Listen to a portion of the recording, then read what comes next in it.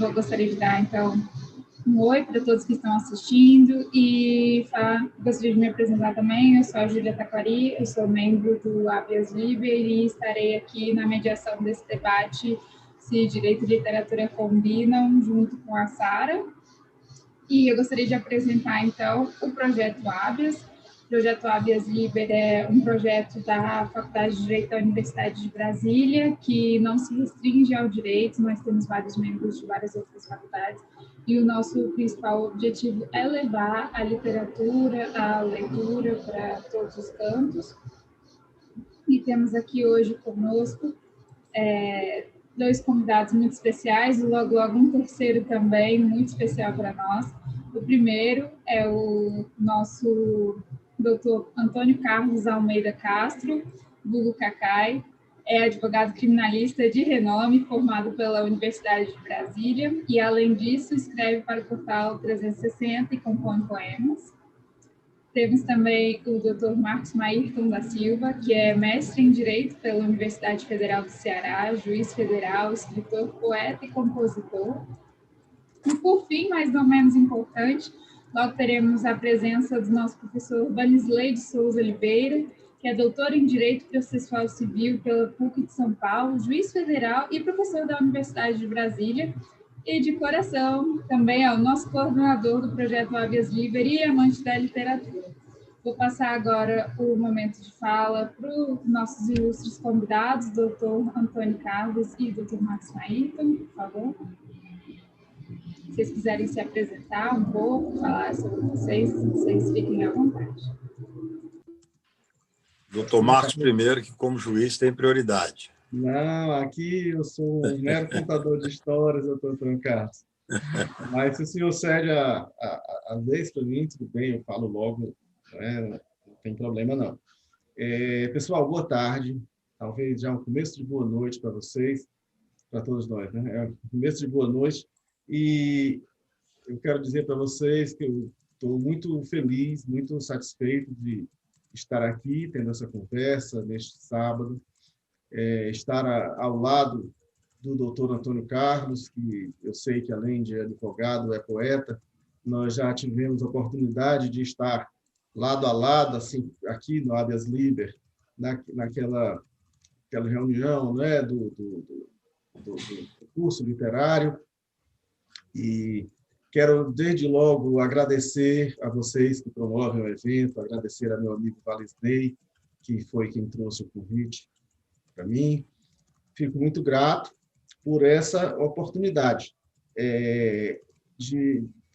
Para os que não me conhecem, né, eu sou juiz federal no Ceará. Atualmente estou morando aqui em Brasília, dando um apoio como juiz auxiliar, juiz instrutor no Superior Tribunal de Justiça, no STJ, e assim já estou até há alguns anos aqui em Brasília fazendo esse trabalho.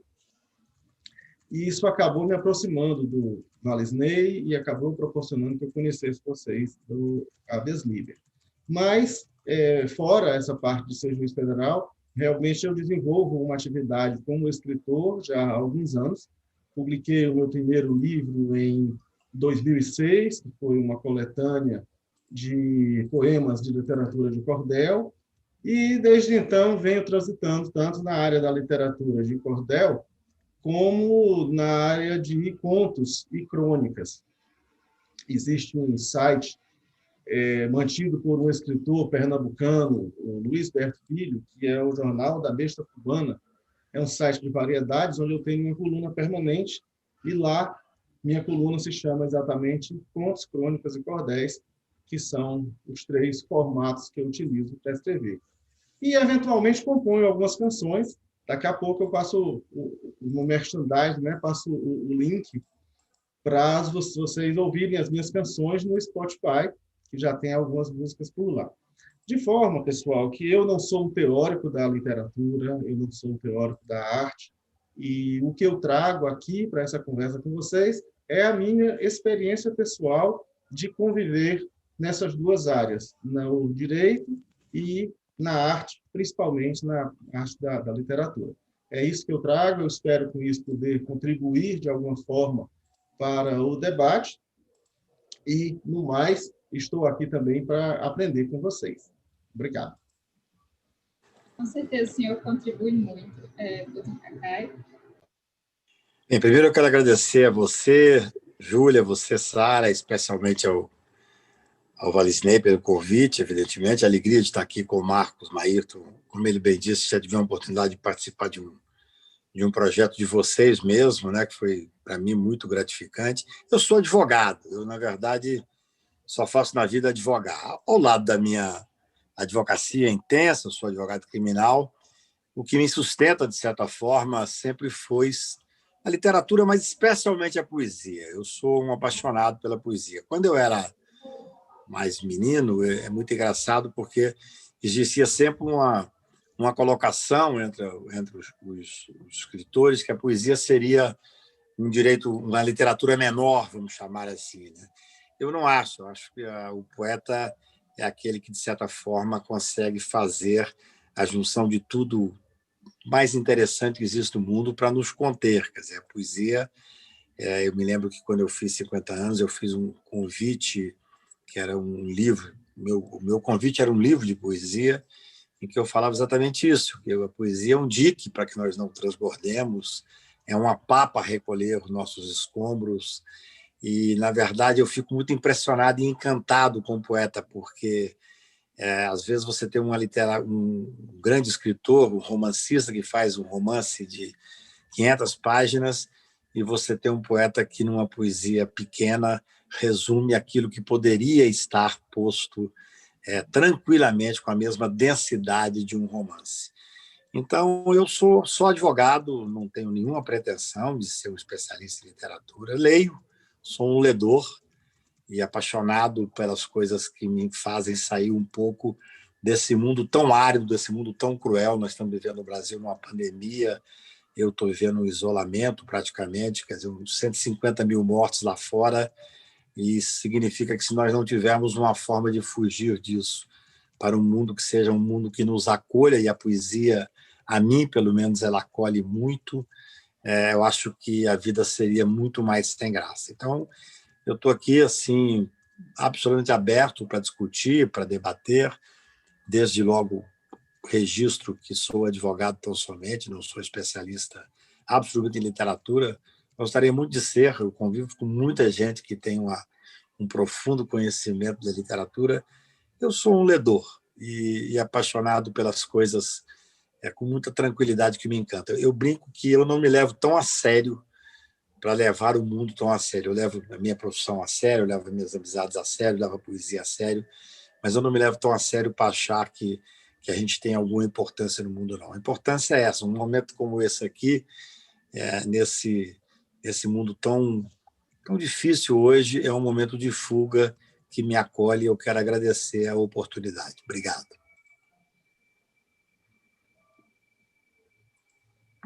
Obrigada, senhor.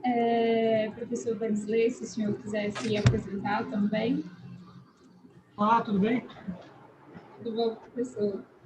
Desculpe, eu estou tentando tirar essa tela aí, viu? Meus cumprimentos a todos. Você me passou a palavra, Júlia? Não. Passei, por favor. Eu já fiz um resumo do senhor, apresentando como certo. professor, mas se eu quiser se apresentar... Certo, eu peço desculpas pelo atraso aí, tive alguns problemas, mas eu quero cumprimentar os membros do Habeas Liber, né, na pessoa da Júlia e da Sara, e dizer que eu sou muito feliz com esse evento, por alguns motivos. O primeiro motivo é que nós fazemos praticamente um ano da Expo Liber, que foi um sonho nosso, um sonho realizado com muitas dificuldades, no ano passado, onde a gente pretendia reunir tanto os juristas e literatos, né, de música, cinema, ou seja, um encontro cultural de um modo geral. E eu achei a excelente ideia de vocês, né, de próximo a 5 de outubro nós fazermos esse evento. Aqui é quase uma mini Expo Liber. Então, eu quero fazer esse registro e dizer que na Expo Liber nós até convidamos o doutor Antônio Carlos Cacai, que tem um compromisso, né, para fazer a sua participação lá, e um dos melhores, uma das mais acentuadas participações foi sobre literatura de cordel do Dr. Marcos Maírton.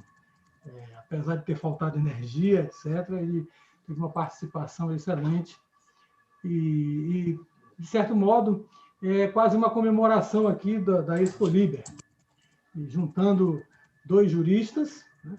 Um advogado renomado, tribuno, jurista de escola, né? Experiente, e que tem uma coisa em comum comigo que eu vim descobrir há pouco tempo. Nós dois amamos a poesia, né? É uma coisa em comum que eu não sabia e vim descobrir que o doutor Cacá ama a poesia e ama também o direito, né? E eu também amo o direito, amo a Justiça Federal em particular, e amo a poesia porque eu sempre tive uma relação muito próxima com a poesia, principalmente como leitor, e depois, já agora, algum tempo depois, até está arriscando alguns que eu chamo de poemas tentados.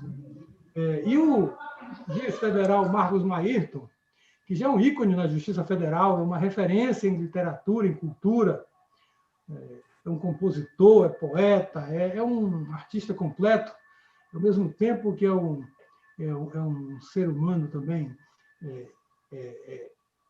dotado de várias virtudes como pessoa e na arte, principalmente. Conheço, assim, e um juiz federal também exemplar, né, experiente, no seu Ceará, onde sempre militou, onde sempre judicou, nós chamamos de judicou, onde nós servimos nesse Brasil todo nessa qualidade da magistratura federal. E, diante disso, eu quero, então, só agradecer esses dois expoentes e dizer que a pretensão do habeas liber é juntar o direito com a literatura. Mas, assim, não só isso, não é só fazer essa junção, né? Mas, ao mesmo tempo, também criar esse paralelismo, criar essas intersecções, né? Ou seja, essa coexistência entre o direito e a literatura. E esse tema, eu acho que é muito... que vem a calhar justamente por isso, né? Então, nós vamos ver assim, ouvir, não aqui, que seria bem diferente, né? de dois escritores, só escritores, duas pessoas do mundo das letras, mas são juristas que atuam nos seus mundos jurídicos, mas que têm uma percepção da literatura peculiar. E eu acho que isso que é muito, muito importante para que a gente possa ter essas visões da literatura e do direito. Então, muito obrigado pela participação de ambos, obrigado a todos, e eu estou aqui à disposição, e dizer assim, por fim, que a minha participação aqui é bem peculiar também, Júlia.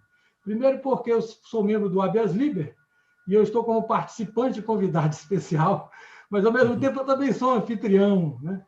E segundo que a minha participação aqui é pretendida mais como um ouvinte, de confirmar algumas ideias, retificar ou refutar no íntimo, mas é mais como ouvinte, espectador, e menos como participante. Então, essa é um papel quádruplice, ou quádruplo, ou dúplice, né? Nesse evento de hoje. Só devo mesmo desejar boa sorte a todos, ao habeas liber, aos palestrantes, aos apresentadores e todos os ouvintes. Somente isso, essa é a minha participação, a guisa de abertura, como diriam alguns, né? O título de abertura. Obrigado. Obrigada, senhor, pela sua fala e obrigada a todos pelas falas iniciais de vocês. Como eu disse antes da gente iniciar a live, eu vou repetir agora para o público, eu acho que uma das melhores coisas que essa live pode estar trazendo é essas outras facetas de grandes nomes do direito, que realmente o direito, embora sejamos juristas, o direito não é toda a nossa vida, nós temos amantes de poesia, nós temos cantores, nós temos leitores apaixonados, então me parece uma grande oportunidade para conhecermos um pouco mais de cada um desses nomes. E agora eu gostaria de passar para o momento de perguntas e começar com a primeira pergunta, que é: quais conteúdos os senhores consomem que influenciam esse processo de escrita literária? Vamos lá, doutor. Da outra vez eu comecei, agora o senhor começa. Bem, veja bem, como eu disse, eu sou um amante realmente de poesia, né? Eu, nesse momento de pandemia e de isolamento, eu acabei criando Começou com uma brincadeira, depois se tornou uma coisa que foi até importante para mim. Eu criei um momento de poesia ao cair da tarde. Eu moro na beira do lago, tem uma beira da tarde bonita, então para você ter uma ideia, às vezes, para recitar 5, 6 poesias no final da tarde, eu leio 8, 10, 12 livros, ou floreio. Se você pegar minha mesa de trabalho hoje, tem uns 70 livros de poesia e pouquíssimos livros de direito, na verdade. Então, assim, eu tenho me dedicado muito à poesia. E a grande, talvez, assim, sou um admirador permanente de Fernando Pessoa, tenho cada vez mais descoberto Mia Couto e, além disso, de ler os clássicos da poesia. Então, que livros que a gente consome, no meu caso, nesse momento, nos últimos meses com a pandemia, eu tenho lido muito poesia de maneira geral. Ok, posso prosseguir? Eu achei interessante a pergunta, quando vocês perguntam quais os conteúdos, né, que nós consumimos, que essa expressão, o conteúdo, ela está bem em voga, né, nesses nossos tempos de internet, de multimídia. Então, quando a gente escreve para um blog, quando a gente publica um vídeo no YouTube, a gente passa a ser tratado como produtor de conteúdo, né? Então, desde que eu comecei a postar vídeos no YouTube, que o YouTube passou a me chamar de produtor de conteúdo. Isso deixa a gente um pouco orgulhoso, né? E aí você pergunta quais os conteúdos que a gente consome. Eu acho interessante, porque é uma pergunta mais abrangente, né? Tanto ela inclui não só a literatura, mas ela vai incluir também o cinema, vai incluir o teatro, inclui também a música, de modo que eu venho consumindo toda essa variedade, né? Procuro sempre estar vendo filmes, tanto filmes recentes como filmes mais antigos. Inclusive, vi um recentemente com o Kirk Douglas, lá na época da Primeira Guerra Mundial. Não é o Michael Douglas, é o Kirk Douglas, né? Que é sobre alguns soldados que são condenados à morte. E isso, o próprio julgamento, como a maneira é conduzida, sem que se dê o direito de defesa dos soldados, ou que o direito de defesa dos soldados é dado meramente pro forma, mas já estava tudo resolvido antes. Tudo isso faz com que esse tipo de conteúdo nos traga para o direito e faz com que a nossa formação jurídica acabe influenciando na nossa interpretação também da própria obra, né? Então, é isso. Vejo muitos filmes, ouço bastante música e sempre estou lendo alguma coisa. Assim como o doutor Cacai, acabo lendo muita coisa não jurídica, porque a gente começa a estudar alguma coisa jurídica e daqui a pouco tem que parar e, né, ler outras, né, a própria poesia de Fernando Pessoa, que é incrível, e outras leituras de toda sorte, de forma que estamos aí procurando nos manter antenados com tudo que se discute por aí.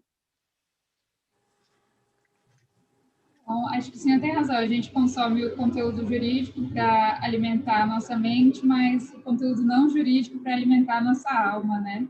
E o que eu acho mais interessante é que não só a gente pergunta para vocês o que os senhores consomem, mas como o senhor comentou agora, não só os senhores consomem, mas os senhores também produzem, né? O doutor Antônio Carlos Cacai, ele produz poemas para a página Portal 360. O senhor acabou de falar que o senhor também está produzindo vídeos para o YouTube. Então, realmente, é uma grande troca. E aí... Júlia, se você me permite uma interrupção, o doutor Cacai falando aí da poesia, eu lembrei, doutor Cacai, certa vez que eu estava com colegas, né, colegas juízes federais, discutindo uma questão jurídica, e aí teve um colega que falou assim, mas quando um colega deu uma opinião e o outro disse, isso não é direito, isso é poesia. Aí eu digo, opa, peraí que então me interessa, né? Então, se não é direito, é poesia, peraí, vamos conversar com calma, porque muito me interessa isso. Desculpa, Júlia, te interrompi.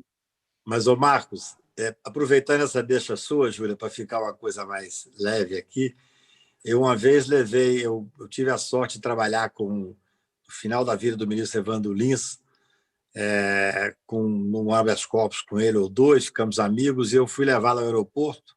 O Evandro Lins era uma sumidade, um ícone da advocacia, e eu estava comigo uma estagiária, eu perguntei assim, Evandro, que conselho você daria de leitura para um estagiário? Eu gosto sempre de falar isso quando eu falo para estudante.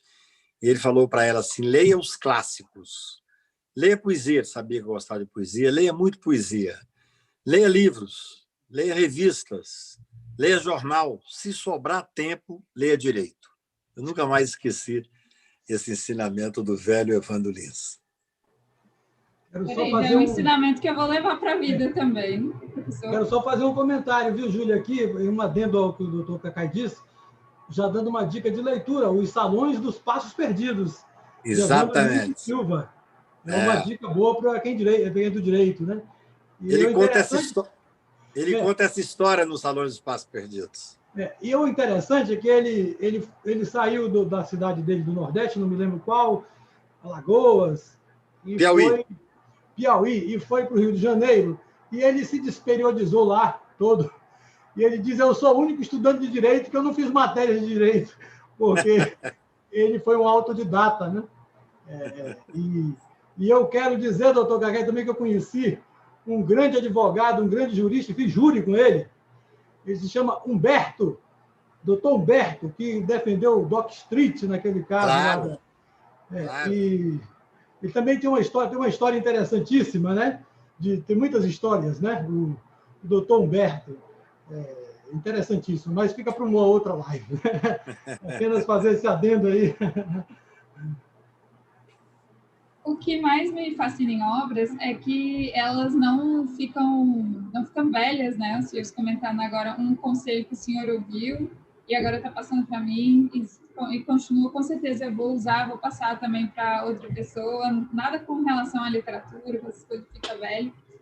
E aí me vem também a próxima pergunta, que alguns autores atualmente têm sido revisitados e têm suas obras questionadas por trazerem conteúdos problemáticos, como, por exemplo, a obra de Monteiro Lobato, que hoje é considerada racista. O que os senhores pensam sobre isso? E há algum autor que os senhores julgam problemático? E aí tem isso, né? Essas obras que elas não ficam velhas, mas que elas ficam relidas, né? Tem uma nova perspectiva. E aí, quem gostaria de responder essa primeira pergunta?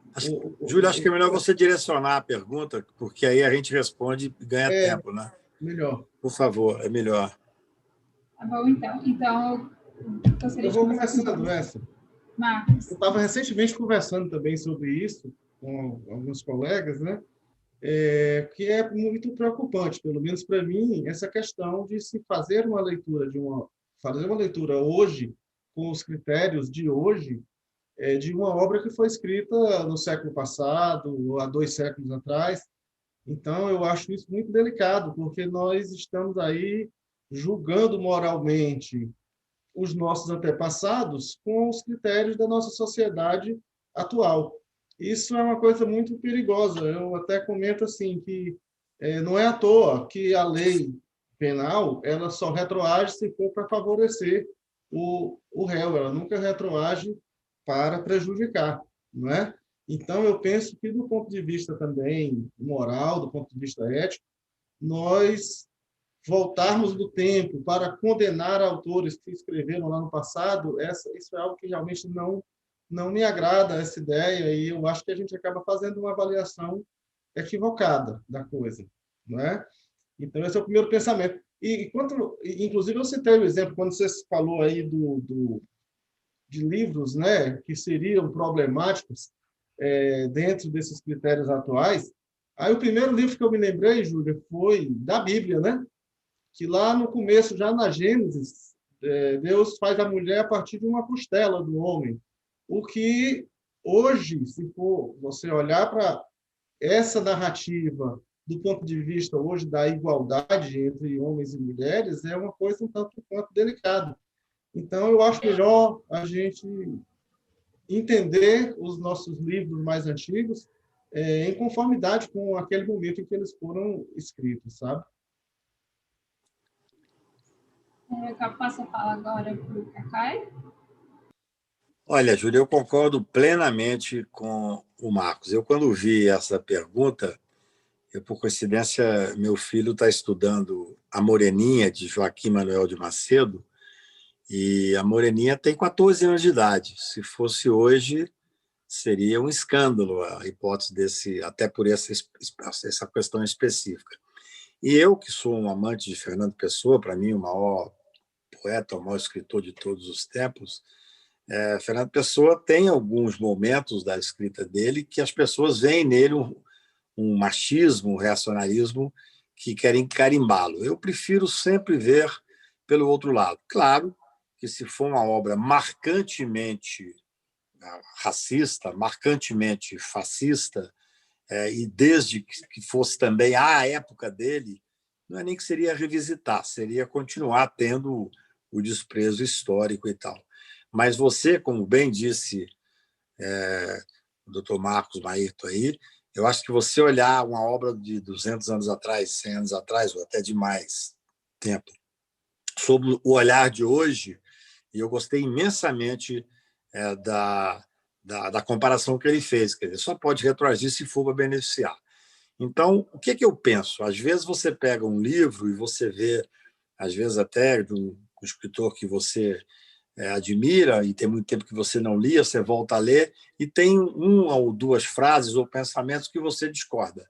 Eu prefiro que esses pensamentos, essa discordância fique comigo e não exteriorizar essa crítica exatamente por causa dessa questão do tempo. É delicado. Se for uma coisa muito marcante, uma coisa muito racista, pode impressionar. Mas a regra geral, acho que tem que ser exatamente na linha que o doutor Marcos Maírton falou.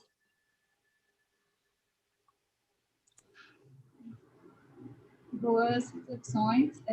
Gostaria de dar as boas-vindas novamente para a Sara, que entrou aqui na reunião com a gente. E o que eu achei muito interessante dessas respostas dos senhores foi que eu posso lembrar então de uma entrevista que a cantora Nina Simone, que é uma cantora afro-americana, fez, que ela disse que a função do artista é refletir o seu tempo. Então, realmente, a obra comunica com o tempo na qual ela foi escrita.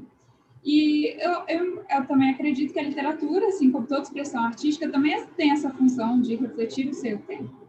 E aí, eu gostaria, então, de passar para um outro âmbito nesse sentido, de qual foi o autor que os senhores acham que refletiram bem o seu tempo passado, o atual, e por quê? Professor Dr. Cacá, se o senhor quiser começar respondendo essa, então. Olha, nós temos que ver aí se você faz qual corte do tempo você faz, né? O João Cabral de Melo Neto é um espetáculo, assim. Ele contou o tempo dele com uma dramaticidade literária que nos impressiona muito. Tem algumas obras dele que são obras absolutamente necessárias na leitura de qualquer um. Mas você tem, se você me permite, Júlia, você tem autores atemporais, né? Não sei se você sabe a história do livro do Desassossego, que para mim é o maior livro de literatura que existe no mundo. O Fernando Pessoa, com todos os seus heterônimos, com todo o sucesso que ele já fazia, o livro do Desassossego só foi descoberto anos depois, dentro de uma arca. Não sei se você sabe a história, é uma história bonita. Eu me lembro que, quando descobriram, foi feito um seminário aqui em Brasília, na Embaixada de Portugal. Eu fiquei perplexo com o que eu vi ali. E, para mim, é ainda um livro muito atual. É um livro que já foi escrito há bastante tempo e ele é muito interessante porque você pode lê-lo sem continuidade. Você pode, num dia qualquer, abrir no meio do livro e começar a ler. E ele tem uma sequência de poesia, de crônica, de romance, é uma coisa incrível. Então, você tem os autores marcadamente do seu tempo, né? Eu diria assim, fugindo um pouco da literatura mais tradicional, eu não conheço nenhum brasileiro que tenha conseguido falar do seu tempo, seja em nome da mulher, seja em nome da política, seja em nome dos inconformados com as diferenças sociais, seja em nome do amor, do que Chico Buarque de Holanda. Eu sou eu diria assim, um apaixonado pela obra do Chico, porque a vida inteira eu acompanhei o Chico. E é o que eu digo, na época da ditadura, era o Chico que encantava com as suas músicas de liberdade. Na época que eu era menino, que eu comecei a me apaixonar, eu deveria estar me apaixonando, era através da música do Chico que eu via as mulheres. Na época eu comecei a perceber mais a necessidade de ver o mundo sob o olho da mulher, o olhar da mulher, era sob o olhar da mulher que o Chico falava como se mulher fosse. Então, tem pessoas que são atemporais, assim. Eu acho que se você for pegar os grandes escritores, você vai fazer eu diria, talvez até um estudo mais aprofundado, mas eu prefiro ficar naqueles que me fizeram sentir a realidade do meu tempo. Assim, João Cabral de Melo Neto é uma coisa fantástica. O livro do Desassossego é o maior romance do mundo, que também me impressiona, mas o Chico, ele conduziu a minha vida. Assim, eu fiz política com o Chico, eu namorei com o Chico, eu vi a mulher sob o olhar do Chico, eu vi a poesia. Então, para mim, isso é melhor do que, às vezes, do que ter uma obra fixa, assim, um livro só. É a vida inteira em nome dessa perplexidade que nós temos que ter.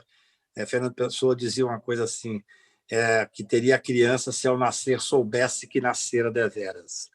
Essa perplexidade, esse pasmo essencial que Fernando Pessoa fala, é o que, na verdade, me dá força para continuar na vida. Muito bom. Eu só vou completar aqui, doutor Cacai, né? Quando, medida que o senhor foi falando, eu lembrei também de Jorge Amado, no Capitães da Areia, né? Que fala de todo aquele drama daqueles meninos de rua e toda uma problemática que, quando a gente pensa nos dias de hoje, são problemas ainda não resolvidos, né? E que ele retratou muito bem, né? Naquela obra, né? E no campo da música também, só complementar com autores atemporais, eu vou puxar lá para o meu Ceará, para o nosso querido Belchior, né, que nos deixou há não muito tempo, e é impressionante como a gente ouve as músicas do Belchior, e é muita poesia, né? Ainda hoje eu estava revendo uma entrevista dele, né, onde era até o Miele que estava entrevistando o Belchior, e ele dizendo: Belchior, você às vezes sofre uma crítica de que a sua música tem muita letra para pouca música. O que você tem a dizer sobre isso? Ele disse: quem está dizendo isso está absolutamente correto, né? Eu escrevo letras longas porque eu tenho muita coisa a dizer e, no entanto, as melodias realmente não são assim tão ricas. Mas é assim mesmo. E Belchior, com essa sua maneira de fazer poesia e apresentar através da música, é também uma figura atemporal, impressionante. O quanto tem de poesia, de literatura nas obras. Aliás, e ele, inclusive, gosta de citar os autores dentro das músicas, né? Quem prestar atenção, tem uma música dele que ele diz assim: os olhos cansados de ler o Pessoa e de ver o verde da cana, né? Então ele fala do Pessoa. Em outra música, ele fala como Poe, poeta louco americano, eu pergunto ao passarinho, Blackbird, o que se faz? E aí ele faz essa citação ao Edgar Allan Poe dentro da música dele. Então é impressionante como a arte, né, ela se encontra e se mistura dessa forma. O Marcos, se você me permite, você foi muito interessante na sua primeira resposta, que você falou que, na verdade, a questão do conteúdo vai como um todo, né? Assim, eu, nesse momento de reclusão aqui, eu tenho visto filmes que eu não tinha tempo de ver. Às vezes eu me vejo vendo o filme às 3 da tarde. E, assim, filme quase sempre ligado à vida da gente. Eu vi a 13ª Emenda, a Jurada, filme que nos faz refletir. E eu sou também um pouco apaixonado por cinema, e uma coisa interessante, você une a música, o cinema e a literatura. O romance que eu mais amei na vida, durante muitos anos, foi O Amor nos Tempos do Cólera, que é aquele realismo fantástico do Gabriel Garcia Marques. E uma das músicas que eu mais amo no mundo é uma do Chico Buarque, chamada Todo Sentimento, que é preciso não dormir até se consumar o tempo da gente. E um dia eu estava num hotel em São Paulo e encontrei-me com o Bruno Barreto ali no café da manhã. Comecei a conversar com ele, fui conversando, passamos horas conversando, e eu propus para ele, vamos fazer um filme juntos, você pode dirigir um filme meu, o que você quer fazer? Eu falei, eu quero filmar Todo Sentimento. Melhor, quero filmar O Amor nos Tempos do Cólera. E ele achou lindo aquilo, eu falei, e eu tenho, inclusive, para mim, uma música que foi feita para esse romance. Para mim, o romance parece com a música. E eu cantei para ele Todo Sentimento. E nós ficamos entusiasmados e pensamos em fazer um filme. Infelizmente, descobrimos 3 dias depois que o autor já tinha vendido O Amor nos Tempos do Cólera e já estava sendo filmado, inclusive com a grande atriz brasileira, que é a Fernanda, a grande atriz brasileira, que eu esqueci o nome dela agora. Então, é muito interessante você unir a literatura, você unir o cinema e você unir a música, né? Que é tudo isso. É o que nos sustenta. Eu gostei muito da sua observação sobre o conteúdo. Isso. E dessa união, só para complementar isso aí, rapidinho. Pode terminar aí, pode concluir. Eu ia só... lembrando sempre, né, que essa característica única da literatura, que ela talvez seja a que mais esforço exige de quem a consome. Porque tanto na música, como no cinema, como no teatro, você tem intérpretes. Alguém interpreta a música para você, no filme, monta-se todo um cenário, os atores interpretam os personagens. Na literatura, não. Você recebe o texto ali, limpo e seco, e tudo você tem que construir na sua própria mente. Né? Então, penso eu que a literatura exige esse esforço grande para ser complementada por quem a consome. Era só para complementar isso, Valisney, fica à vontade.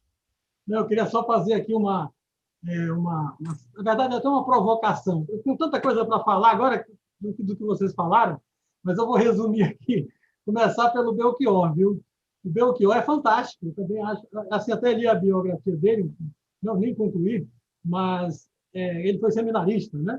Então, acho que esse lado de ter sido seminarista foi alguma coisa que trouxe para ele uma cultura interior com um talento. Eu acho que ele joga isso nas músicas.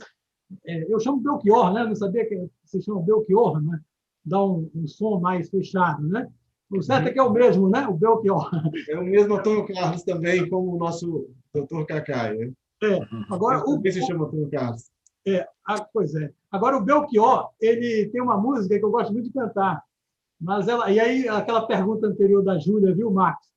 Que ele começa a dizer assim, eu quero fazer uma música limpa, branca.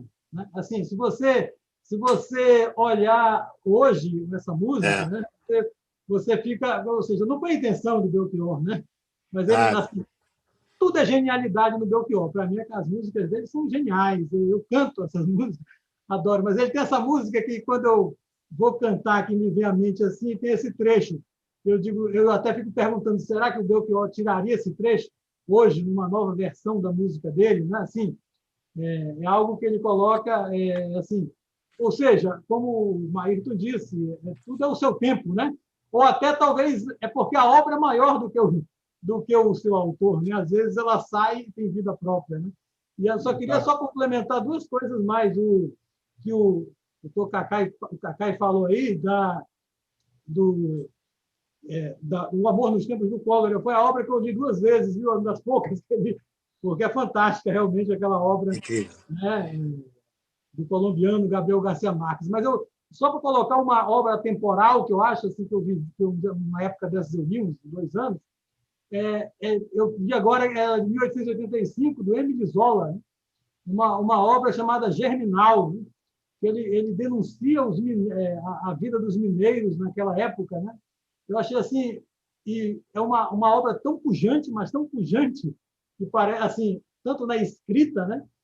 E eu acho assim que foi um autor, não conheço muito sobre ele, mas eu acho que é um autor do seu tempo, assim, colocaria como um autor do seu tempo, né? Porque ele vem com essa pujança na escrita e é esse que se diz é para mim, o autor, o escritor atemporal, é esse que consegue dar uma vibração no leitor, uma sacudida.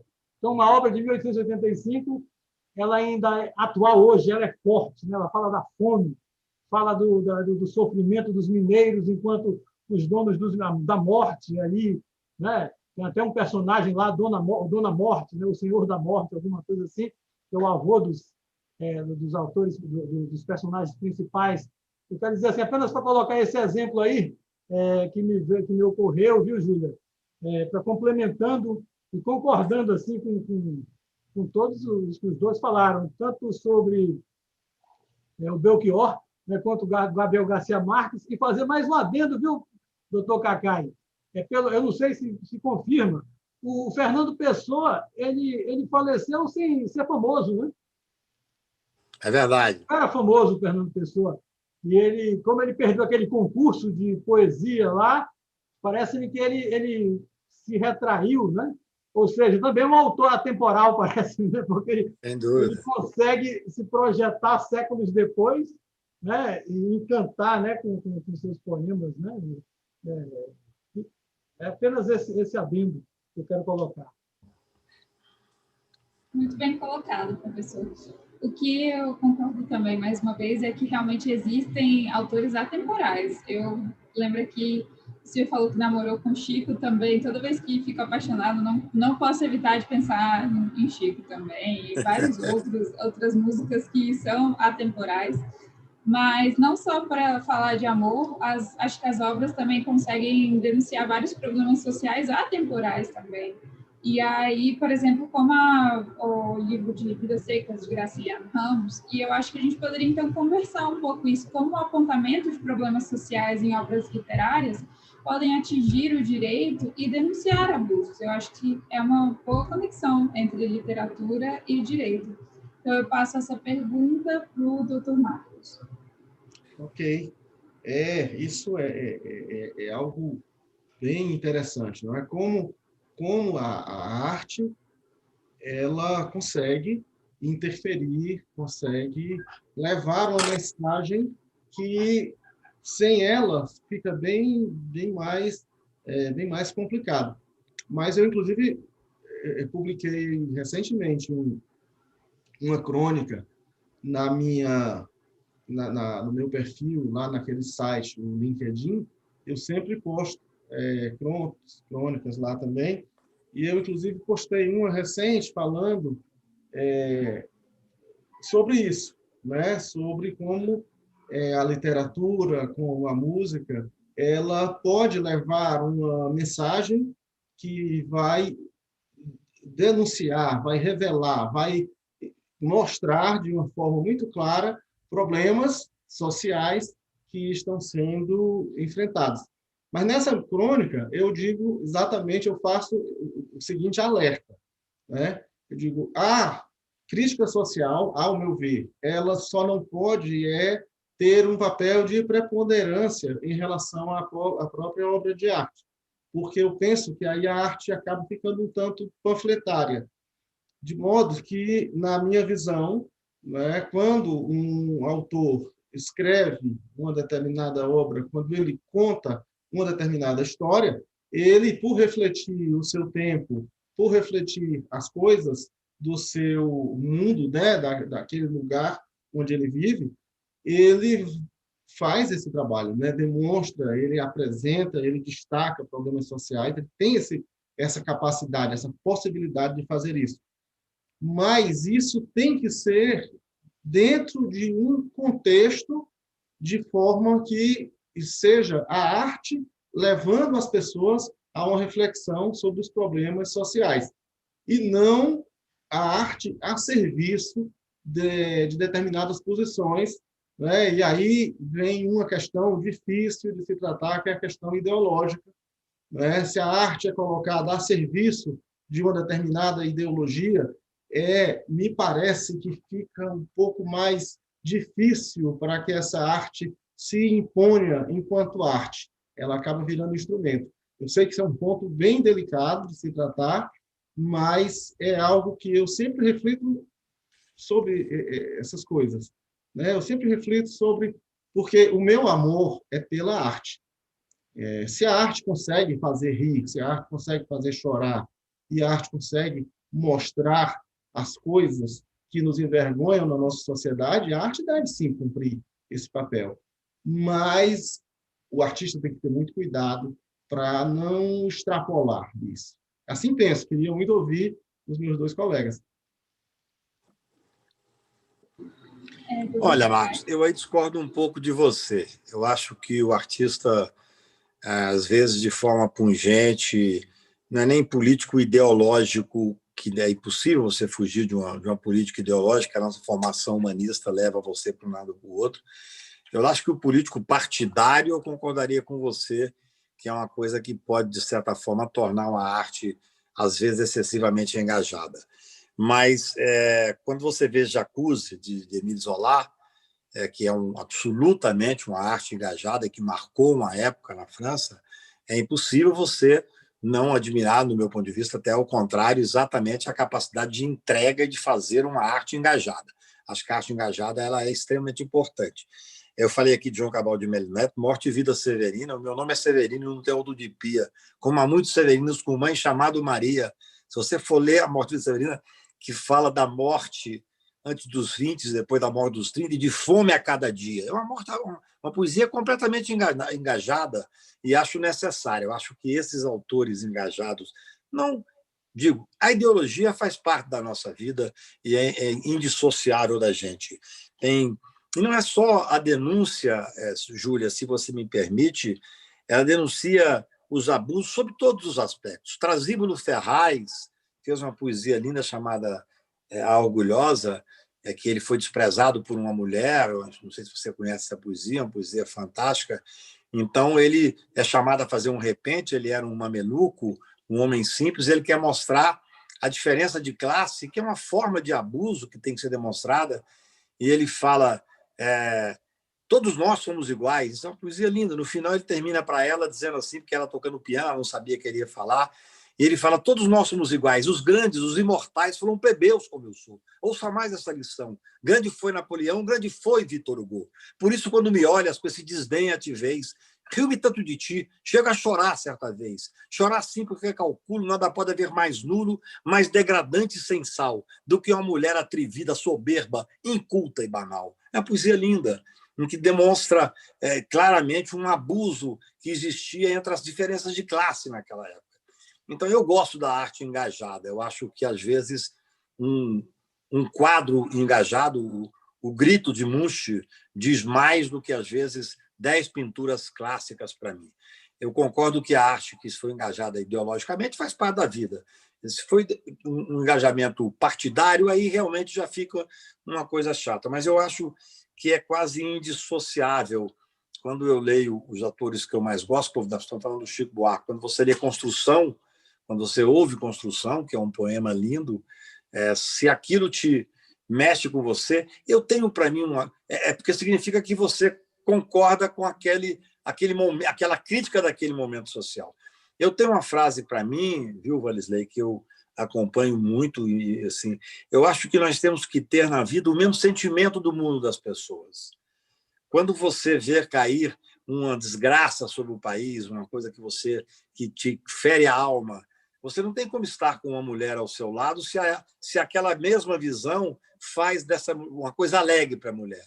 Então, esse sentimento do mundo, a poesia faz essa denúncia, que é uma denúncia importante dos abusos, a literatura faz, a pintura, você vê pinturas que são, quando você vê, às vezes, alguns quadros do Di Cavalcanti, são quadros que chegam a doer, você vê um quadro do Goya, né? Se você vê Guernica lá, do Picasso, quer dizer, tudo isso é uma forma de arte pungente, e acho que não tem muito como você tirar esses excessos. São esses excessos, ou nesses excessos, que nós conseguimos, de alguma forma, denunciar os abusos, na minha visão. Ótimas respostas. Eu gostaria de passar agora a fala para a minha colega Sara. Oi, gente. Antes da gente voltar para a continuação da nossa live com mais perguntas, eu sei que está todo mundo muito empolgado, as falas estão sendo maravilhosas todas. Mas antes a gente queria dar um recadinho, porque o projeto Habeas Liber, ele atua em parceria com uma escola pública chamada Escola Rural Carla Moana. Essa escola, ela tem uma estrutura super precária, ela é localizada na comunidade rural do Novo Gama, no Goiás, e como parte da nossa ação, nós estamos planejando ajudar a escola a construir a biblioteca. Ele já tem um espaço físico, mas esse espaço ele precisa de pequenas reformas, nós precisamos ainda reunir o acervo que vai ser doado, fora outros materiais, os móveis, e para isso nós fizemos uma vaquinha no site vaquinha.com para arrecadar dinheiro para essa ação. Nós vamos disponibilizar o link no chat do YouTube, e quem quiser doar, sinta-se livre. Qualquer doação sempre é bem-vinda. O site, ele aceita, inclusive, pagamento por boleto e cartão de crédito. Todo o valor vai ser revertido na construção da biblioteca. E no fim da nossa vaquinha, nós faremos a prestação de contas. A vaquinha ela vai estar aberta até o fim de dezembro. E em janeiro, provavelmente, a gente vai iniciar essa ação. Através das nossas redes sociais, vão estar sendo vinculadas fotos, todas as informações possíveis. Então é isso, pessoal. Contribuam e continuem assistindo a nossa live. Obrigada, Júlia.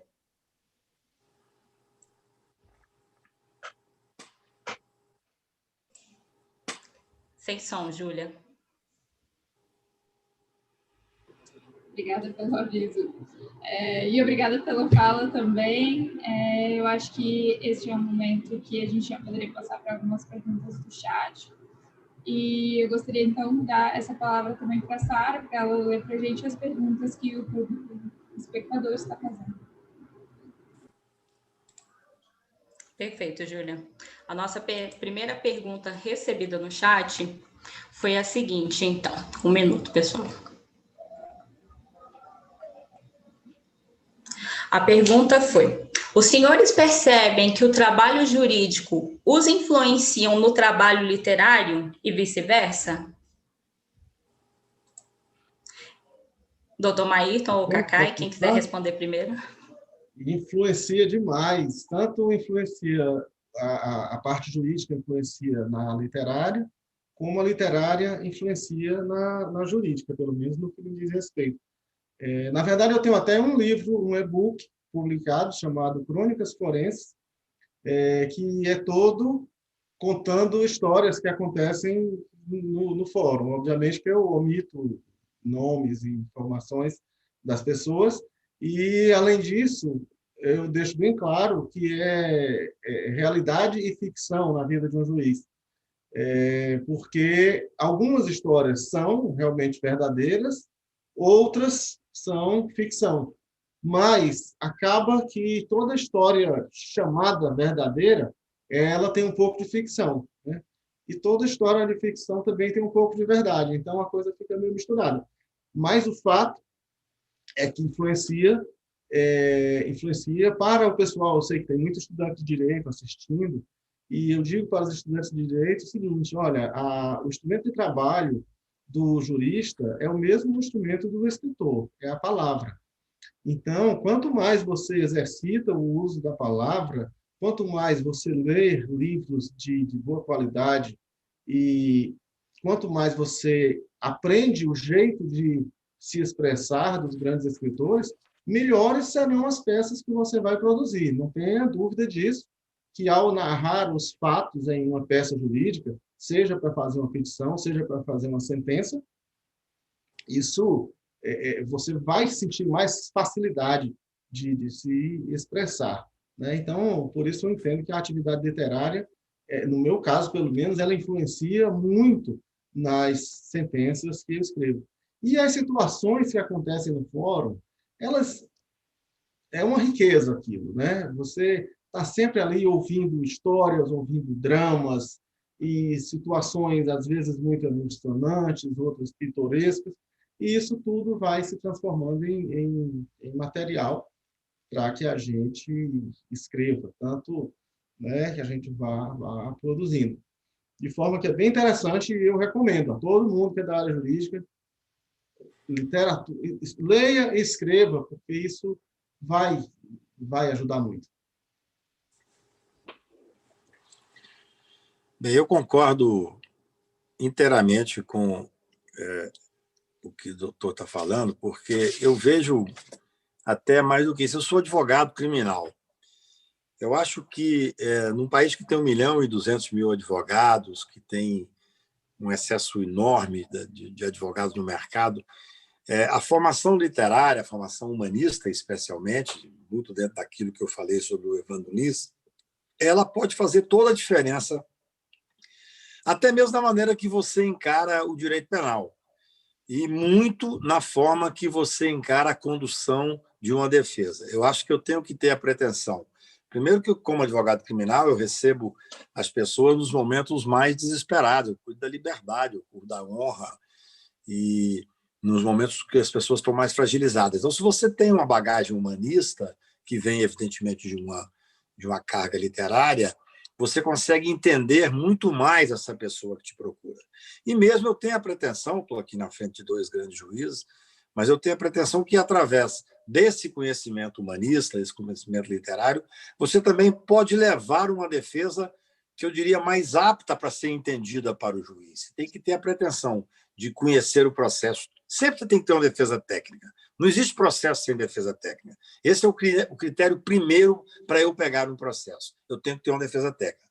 E eu tenho que levar aquele processo com extrema, eu diria, até paixão. Assim é que eu trabalho. Mas se eu tenho uma defesa técnica, consigo fazer uma roupagem humanista nisso, eu tenho que ter a pretensão de ler também o que o juiz entende da vida para poder levar a minha defesa de uma forma a fazer diferença para que ela possa ser lida, que no mundo de hoje, até fazer com que o juiz possa ler e entender o caso, não além um pouquinho da técnica jurídica, é importante que você tenha uma formação literária. Eu acho que caminha absolutamente junto, eu não tenho nenhuma dúvida disso.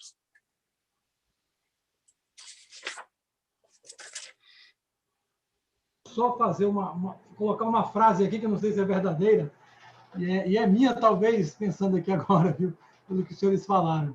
Não sei se os senhores concordam. O direito, parece-me que o direito ele consegue pegar uma realidade e transforma numa ficção jurídica, né? Ou seja, ela é um trabalho de ficção, e a literatura como um todo, ela pega uma ficção e transforma numa realidade, né? Porque são obras que parecem reais, né? Quando a gente lê.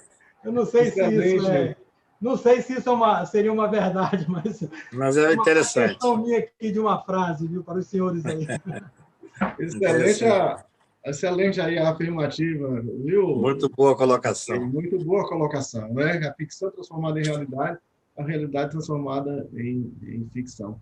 Isso me lembrou, eu estava conversando com a minha mulher recentemente, ela é uma pessoa muito prática, gosta de resolver as coisas ali com muita clareza, e muitas vezes se espanta com esse meu lado lúdico, né? De criar histórias. Acredito até que isso tem influenciado, né? Para a gente se aproximar, porque esse lado, essa admiração que ela tem por esse meu lado lúdico, né? E eu comentava com ela, digo, meu amor, depois que eu escrevo uma história, depois que eu termino um conto, eu já não sei mais se aquilo ali aconteceu de verdade ou se eu inventei. Geralmente tem as duas coisas, mas eu não consigo mais separar uma da outra, né? Porque nessa questão de transformar uma ficção em realidade, Valdinei, na minha visão da coisa, acontece exatamente isso. Depois que eu conto aquela história, que ela está escrita, eu mesmo leio e fico pensando o que há de verdade e o que há de ficção nessa história. Eu não sei mais, confesso para vocês. Muito interessante. Obrigada. Agora a gente tem uma pergunta feita no chat, especificamente para o Dr. Marcos Maírton. Como a vivência nordestina se pronuncia na sua obra e na sua percepção de arte?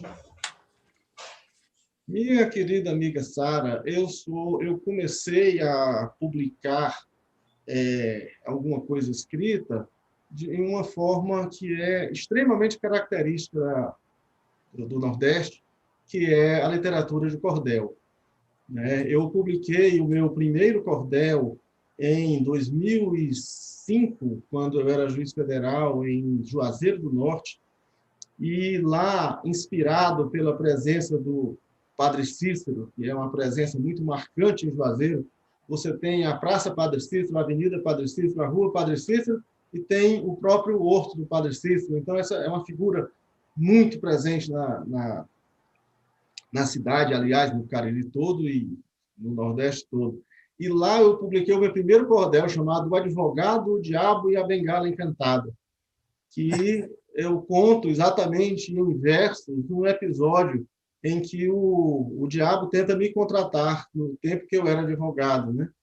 Então, o cordel, para os que estão assistindo, não sabem, ela é uma linguagem toda rimada e metrificada, né? Então, eu estou tentando aqui me lembrar como é que eu começo essa história do advogado, o diabo, a bengala cantada, que eu digo, eu me lembro que na segunda estrofe, doutor Cacá, eu digo assim, era eu advogado e tinha uma mania. De segunda a quinta-feira, trabalhava noite e dia, mas não fazia segredo, sexta parava mais cedo e uma cerveja eu bebia.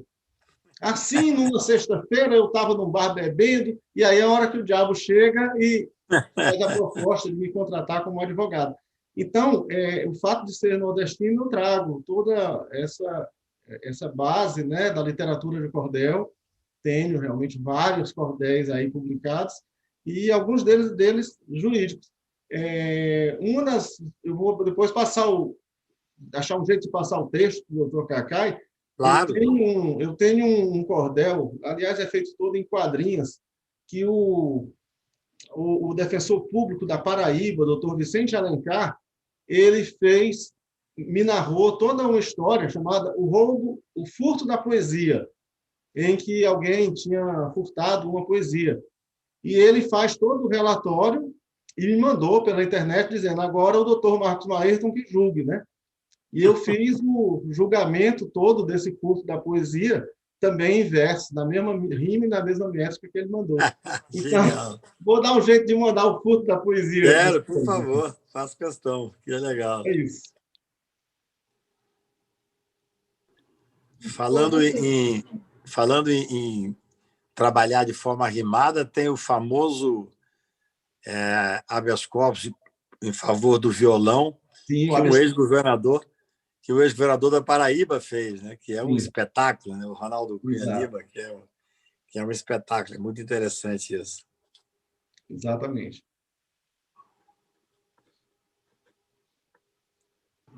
E já temos mais uma pergunta no chat, ó, que o chat já está movimentado. Sinto que a live está fazendo sucesso mesmo. Sara, se você quiser ler. Sim, essa pergunta agora é específica para o doutor Cacai. A pergunta é a seguinte. Doutor Cacai, por favor, comente a fortuna poética do Leão de Formosa. O pensamento pensa o pensamento. E aí a pessoa completou com que ela declama isso todo dia e mandou saudações para o senhor. Ai, que lindo, que felicidade. Olha, o Leão de Formosa, na verdade, morava no interior de Minas Gerais, irmão do meu pai. Se ele tivesse tido espaço literário, eu penso que ele seria realmente um poeta muito reconhecido, porque ele era genial, era um homem que quase autodidata, que conseguia falar francês, inglês, que lia alemão, só voltado para a literatura, para a poesia. Uma coisa incrível. Ele tinha tido um acidente de carro, faltava esse osso aqui, tinha um buraco enorme, ele andava pelas ruas, na época que todo mundo hoje anda armado, ele andava com 2 livros enfiados na calça. E ele falava comigo muito, eu lia muitas coisas dele de madrugada, ele era um notívago. Ele dizia, Cacá, infelizmente eu não tenho realmente um ledor, eu não tenho alguém que seja um clássico, que pode me fazer crítica. Você adora, mas você não tem essa cultura necessária para isso. E um dia eu estava no Rio de Janeiro e saiu uma notinha no Jornal do Brasil, na época o Jornal do Brasil era o Jornal do Brasil, e perguntaram para o Afonso Romano de Santana, quem é o... Eu estava lendo a matéria, um caderno literário que era muito bom, o caderno B do Jornal do Brasil, e perguntaram assim, quem é o grande poeta brasileiro? Eu disse, olha, é difícil dizer qual é o grande poeta brasileiro. Existe um poeta que me foi trazido pelo Ziraldo, que mora no interior de Minas, que ninguém não conhece, que não publicou nenhum livro, e que é incrível esse homem ter escrito o que ele escreveu morando longe do mar. E citou o nome do meu tio, do Leão de Formosa. E eu liguei para o meu tio para dizer isso, com toda a dificuldade que tinha à época de ligar, e ele teve quase um AVC, ele passou mal. E aí nós publicamos o livro dele. E ele fez um sucesso, foi exibido nas grandes mesas literárias do Brasil. E essa poesia específica que ela fala, qual que ela citou foi Sonetilha Existencial, né? É uma das poesias mais bonitas dele. Sonetilha Existencial fala assim, o homem lúcido me espanta, mas gosto dele na lírica. A verdade metafísica modela o verbo e a garganta. O homem lúcido não se espanta. Põe a baba ao pé da planta, eis que a planta frutifica. O homem lúcido como está? Seja lá onde estiver, ele está sem aquarela. Sabe que a vida é viscosa, sabe que entre a náusea e a rosa foi que a ostra fez a pérola. Ele era um homem absolutamente dedicado à poesia, um homem absolutamente genial. Eu tenho a impressão que, se tivesse tido chance de ter convivido em rodas literárias interessantes, ele poderia ser mais reconhecido hoje. Eu acho ele um grandíssimo poeta. Fico muito feliz de você fazer uma pergunta do meu querido Leão de Formosa.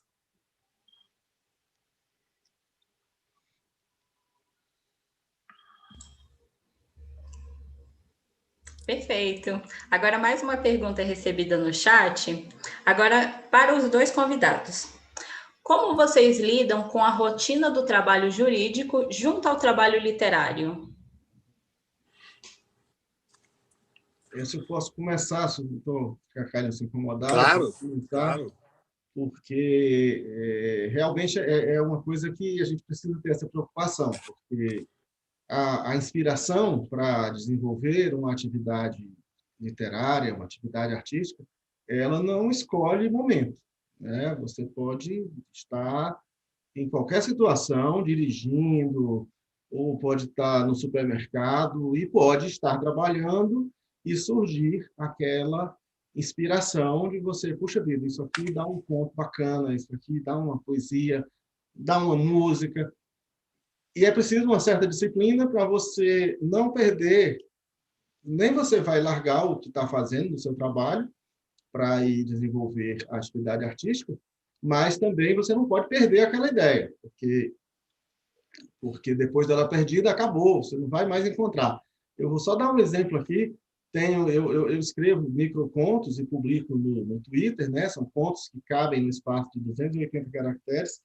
E um colega meu que também escreve, o Magno Andrade, que é um colega, um senhor lá da Bahia, e ele se queixou para mim, disse, puxa vida, Marcos, eu tive uma ideia hoje muito boa para um microconto, mas eu não anotei na hora e se perdeu, né? E aí eu transformei essa história dele no microconto, né? Dizendo, por não ter uma caneta e um papel e não ser se dado o trabalho a anotar, a ideia que veio se foi, e hoje ele anda pelas ruas procurando palavras ao vento, né? Então, como eu não quero passar por isso, de viver o resto da vida procurando palavras ao vento, porque deixei escapar uma ideia, é preciso uma certa disciplina. Hoje, o celular ajuda bastante, porque a ideia vem, eu gravo um áudio para mim mesmo, dizendo, olha, lembra de contar a história tal, ou então, às vezes, já escrevo ali alguma palavra, para a gente poder, depois, num momento mais tranquilo, desenvolver aquela ideia. Nem sempre acontece de imediato. Eu posso ter uma ideia à tarde, no meio de uma audiência, anotar, à noite eu vou chegar em casa e tentar desenvolver aquela ideia. Às vezes, simplesmente não acontece e eu tenho que esperar uma outra oportunidade. E aí, se você me permitir esticar um pouquinho a conversa, porque às vezes eu falo demais, acontece, doutor Cacá e Valisney, acontece uma coisa interessante comigo, é que às vezes eu começo a escrever um conto e não termino. E fica parado pela metade durante 1 mês, 2 meses, e acontece de eu sonhar com os personagens. E o personagem aparece em sonho e cobra. E diz, olha, e a minha história, você vai terminar de contar ou não vai, né? E isso é impressionante, acontece, eu sonho com muito legal. Aí, no dia seguinte, eu digo, não, esse eu vou terminar logo, porque senão não me deixa mais dormir em paz, né? É, é, Genial. Você sabe que você me lembrou agora, há pouquíssimo tempo atrás, eu estava vendo uma live com o Agualusa e o Mia Couto, e eles falando sobre o processo de criação, o processo criativo dos dois, para mim, grandes escritores. E o Agualusa falou que o Mia Couto escreve até no momento em que está quase dormindo, assim, ele às vezes está ali cansado e tal, eles são muito amigos, e que ele escreve dormindo, ele diz que escreve dormindo, que ele consegue no sonho ele fazer uma produção e interagir com os personagens dele. Isso é uma coisa interessante. Eu, especialmente, o direito é diferente. Com a peça jurídica, você tem do meu ponto de vista, o processo criativo é completamente diferente. Você estuda muito o caso, você se aprofunda no caso, até você ter uma tese que você vai desenvolver. Hoje, no meu escritório, eu tenho sócios que são geniais, um pessoal mais novo, muito preparado. Nós somos 6 advogados. Então, você tem uma espécie de uma criação, às vezes, coletiva. Um desenvolve um pouco, outro desenvolve, mas sempre com discussões anteriores para você ter uma ideia jurídica que possa virar uma tese jurídica, vamos chamar assim. A literatura, para mim, é diferente. Eu, por exemplo, estou escrevendo agora, toda sexta-feira, uma crônica, gostaria até que vocês me dessem a oportunidade de ler, do Poder 360. Eu penso um pouco no que está acontecendo durante a semana, mas quando um assunto me chama a atenção, eu sei que eu vou escrever sobre ele. Então, assim, no momento em que eu resolvo escrever sobre determinado assunto, por incrível que pareça, eu consigo escrever numa sentada só, inclusive no WhatsApp.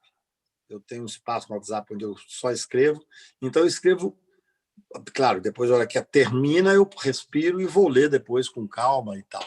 Como eu uso sempre poesia nos meus textos, aí também eu já vou escrevendo e pensando em que momento eu quero usar a poesia e tal, mas é uma coisa, eu diria, mais intuitiva. Eu não sou um escritor, eu não estou escrevendo um romance. Escrever romance deve ser uma das coisas mais incríveis do mundo. Eu tenho um filho que é escritor, que até fez direito, mas no meio do curso disse para mim, papai, eu vou terminar até o curso, mas não vou fazer isso, vou fazer literatura comparada e vou ser escritor.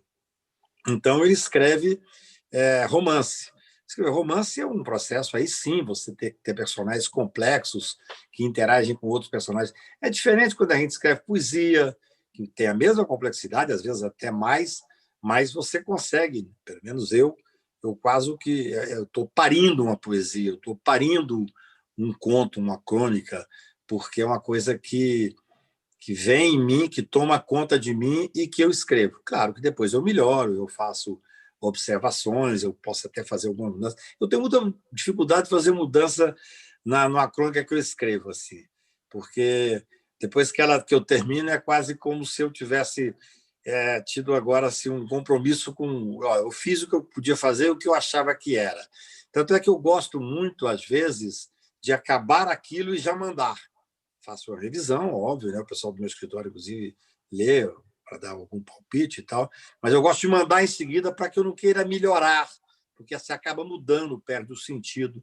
Mas os processos são muito próximos, quer dizer, é tudo um processo criativo. A diferença é que uma peça do direito você faz um estudo mais aprofundado até chegar numa tese. Dessa tese você tem que estar baseada numa defesa técnica, em jurisprudência. Hoje em dia é cruel você trabalhar com a quantidade de processos. Você começa uma operação, você vai trabalhar, a operação começa com 6.000 páginas, 10.000 páginas, 20.000 páginas. É cruel para o advogado, muito cruel.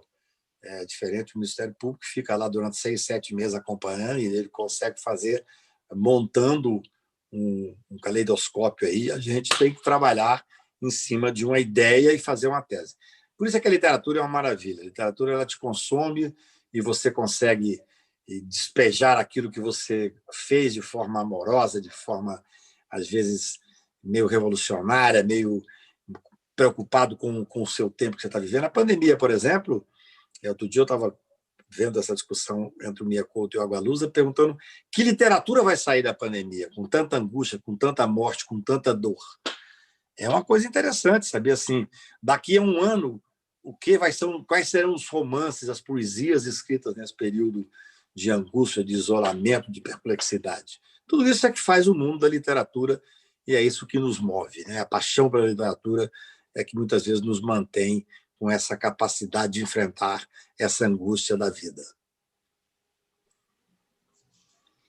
Só complementando, doutor Cacá, o senhor falou aí da criação, escrever um romance deve ser realmente uma coisa incrível. Eu nunca escrevi um romance, o texto mais longo que eu tenho, que inclusive virou livro, chama-se O Quilombo do Encantado. Ele é grande demais para ser um conto e pequeno demais para ser um romance. No máximo, ele chegaria a ser uma novela, né? Mas é um texto relativamente longo e realmente o processo criativo é bem diferente de um conto de 2, 3 páginas. Nesse caso específico, é uma história que fala de um filho de escravo com português que foge e acaba sendo recebido, acolhido por índios, né?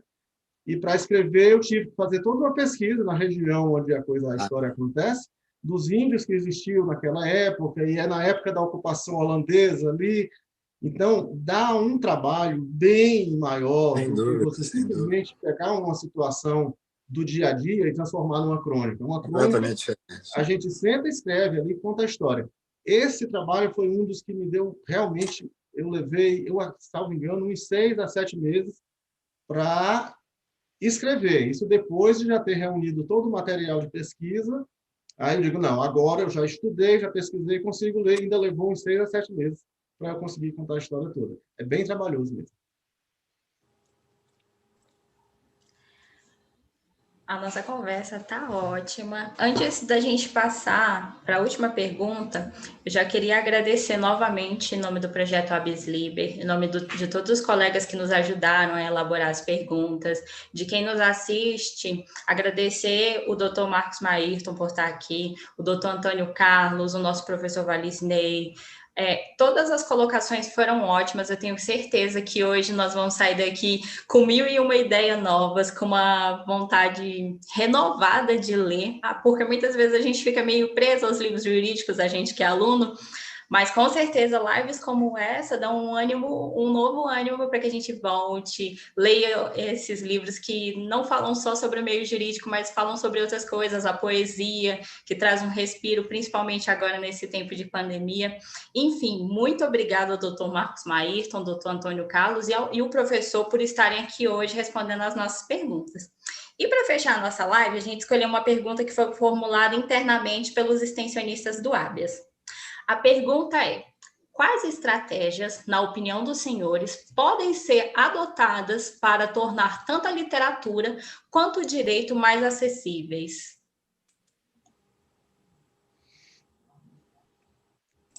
Uma pergunta difícil, né? Não é só você dirigir alguém, nós combinamos que você dirigiria. Perfeito. Então, vou seguir aqui a ordem no chat. Dr. Marcos Maírton, quer começar? Posso começar. Perfeito. Isso é uma coisa sempre muito difícil, né? Essa questão das estratégias para que mais e mais pessoas tenham acesso. Porque, penso eu, que no que diz respeito à arte, a preocupação sempre está para além do acesso. Possibilitar que as pessoas tenham acesso a livros já dá um certo trabalho, mas despertar nelas o interesse por essa leitura me parece que seja mais complicado ainda. Então, fico muito satisfeito de ouvir de vocês que um encontro como esse desperta a vontade de vocês, de todos que estão assistindo, lerem mais, né? Porque eu penso que existe quando se fala de estratégia para levar a literatura para as pessoas, é preciso pensar desses dois lados. Lá na base, lá no começo, é preciso que se garanta a liberdade de expressão, porque o ser humano, desde que existe em cima da Terra, que ele conta histórias, né? Contou história fazendo pintura rupestre, contou história oralmente, depois com a escrita aprendeu a contar a história por escrito, e vem o teatro, e vem o cinema, e hoje, nas multivariadas formas de mídia que nós temos através da internet, dos computadores, é algo realmente sem limite a maneira de se contar a história, mas o contar a história, o expressar sentimentos, isso é algo que vem de nós, humanos, desde o começo, desde que nós existimos. Eu penso que, em termos de estratégias para levar esse material artístico, cultural para as pessoas, eu penso que, primeiro, nós não podemos esperar e depender só das atividades, das iniciativas governamentais. O Estado é importante, tem um papel importante nessa difusão da cultura, mas nós não podemos depender só do Estado. Nós precisamos ter iniciativas outras, como essa que está sendo feita aqui, para a gente poder atingir o máximo de pessoas possível. E, dentro dessa estratégia de levar a literatura e as artes em geral para a maior quantidade de pessoas possível, há uma sintonia muito fina a se fazer, que é a questão de o que é realmente, o que é aquilo que tem uma qualidade que deve ser levado adiante, né? Eu penso que isso é algo que nós devemos evitar ao máximo, fazer esse julgamento de o que deve ser levado, porque há todo um equilíbrio entre você divulgar o que é universal e o que é local. Mas já alguém muito mais importante do que eu já disse que você só consegue se tornar universal com aquilo que é local para você. Ou seja, eu, como o doutor Cacá, que gosta de Fernando Pessoa, né, eu só consigo chegar ao Tejo falando do rio da minha cidade, né, doutor Cacá? Não adianta, né, não adianta eu querer falar aqui, escrever obras sobre o modo de vida no Japão. Eu tenho que falar do meu Ceará, do meu Nordeste, e agora aqui do Planalto Central. Mas isso, de alguma forma, levar essa cultura, preservar os valores locais e, ao mesmo tempo, permitir que eles se universalizem. É bem difícil, bem complicado, mas eu acho que é possível encontrar caminhos. Eu acho que é muito em torno disso que o Marcos fala, né? Fernando Pessoa falava exatamente isso, quer dizer, o rio da minha aldeia não é maior que o Tejo, mas é o rio da minha aldeia, por isso ele é mais bonito que o Tejo. E o Tolstói falava também exatamente isso, quer dizer, para cantar o mundo, você tem que cantar a sua aldeia. Mas eu acho que na questão da disseminação da arte, nós temos, claro, você tem que primeiro ter liberdade criativa, liberdade de criação. Se você tem, aí infelizmente a gente depende um pouco do governo. Se você tem um governo opressor, um governo que castra livros, um governo que aumenta impostos para livros, que faz as livrarias fecharem, então isso é o atraso do atraso, né? Quer dizer, você tem uma propensão até mesmo para queimar livros, quer dizer, para dizer que os livros que vão para os colégios têm que ser livros que têm um controle muito rígido e não livros mais libertários, livros que podem abrir a cabeça das pessoas. Então, a literatura é livre, a literatura é necessariamente livre. Você pode discordar, você não lê. Quando eu fui advogado do Roberto Caras do Supremo Tribunal sobre a questão da censura, o Roberto tinha tido um outro advogado que tinha censurado uma determinada biografia dele. Ele me chamou numa discussão que se daria no Supremo. Eu disse: olha, a primeira coisa, eu jamais faria censura prévia. Eu acho que a pessoa tem que ter liberdade plena de escrever. É claro, eu levei 3 teses ao Supremo, no plenário, felizmente, as 3 passaram. Se você tem que saber, eu até brinquei do plenário do Supremo, cada um sabe a dor e a delícia de escrever o que quer, mas tem que ser responsabilizado por ela. Se você escreve uma biografia que seja falsa, que seja dolosamente falsa, você pode até tirar aquele livro depois das estantes, porque você está escrevendo uma inverdade. Hoje nós temos uma dificuldade muito grande com as fake news, a liberdade de expressão, que é a base de todo Estado democrático de direito, ela também não é plena e absoluta, porque não existe direito absoluto, essa é a verdade, né? Mas eu acho que a forma de levar a literatura a mais gente é exatamente a liberdade, incentivar a criação, incentivar a publicação de livros, e não aumentar impostos, e não censurar livros, e não dizer que os livros didáticos têm que ser livros que são enquadrados numa determinada ideologia. Quer dizer, eu outro dia estive em Portugal, e até conversando, tem uma livraria em Portugal que é a que eu mais gosto, que chama Ler Devagar. o dono dela estava abrindo em todos os espaços públicos, uma cidade que é linda, perto de Lisboa, em todos os espaços públicos abrindo uma livraria. Assim, ia ser a cidade da livraria da Europa. No Brasil, você está fechando as livrarias por falta de incentivo, por falta de incentivo à cultura, de incentivo à publicação. Então, eu acho que quando você chega numa cidade que você anda na rua e tem lá um barraquinho que você tem 20 livros, a primeira vez que eu vi isso, eu fiquei encantado. Você pode pegar um livro ali, você deixa outro. Então, você vê um livro interessante, você gosta, você passa de novo, compra um livro, deixa lá. Quer dizer, as próprias pessoas se autoalimentam e tal. É muito interessante. Eu acho que a literatura tem que ser livre e tem que ter incentivo. Infelizmente, num país pobre como o Brasil, você tem que botar livrarias em todas as cidades, você tem que fazer livrarias móveis que passem nos lugares onde não tem estrutura, você tem que pagar bem o professor tem que ser privilegiado para ele poder se preparar e ter acesso à cultura e poder levar as discussões que interessam. Quer dizer, é muito difícil você viver num momento de um país onde a cultura não seja prioridade, onde a prioridade seja outra, né?